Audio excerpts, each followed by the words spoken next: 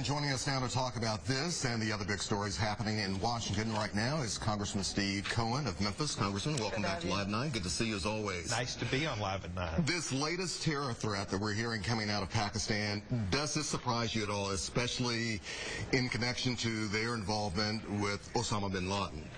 It doesn't surprise me, and it's unfortunate that Ramadan, a celebration where Muslims the world over really commit themselves to good deeds and to helping people, has been used by Al-Qaeda as an opportunity to attack our country.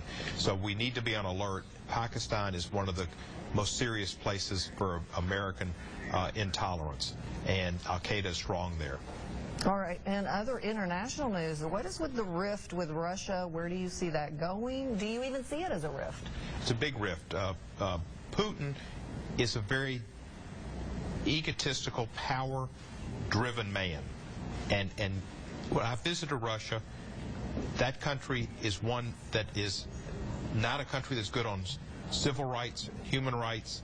They're so much different from America, and they're not going to be. And they want to try to show themselves off to the world in a way that is competitive with America. I think it's right that President Obama does not meet with him one-on-one.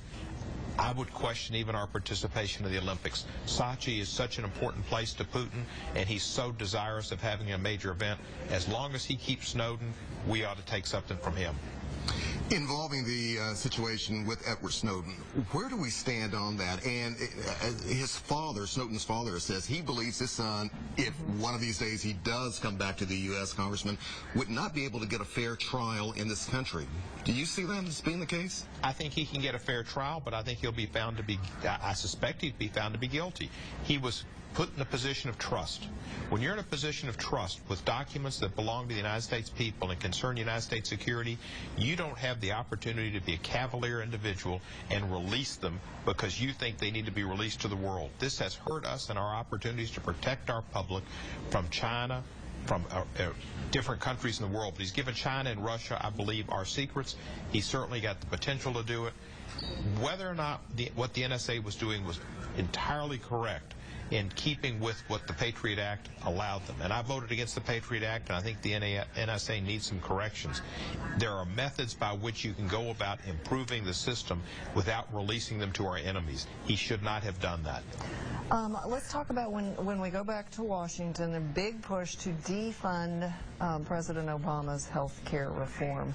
Do you think it's a real push, or is it just a lot of rhetoric right now? It's all politics. The Senate's never going to do it. The President's never going to do it. So you're not worried about it at all? No. 50 million Americans will get insurance. Your children will be able to stay on their parents' health insurance for the 26 lifetime bans no longer. Yearly limits on insurance no longer. Pre-existing conditions, not a prohibition on getting insurance.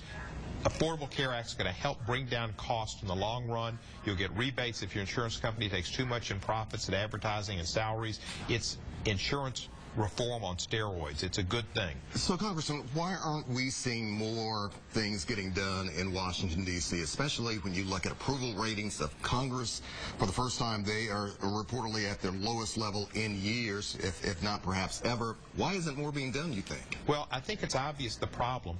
And the problem is that the Republicans in the House can't control their own caucus. They failed to get the votes within their own caucus to pass a farm bill.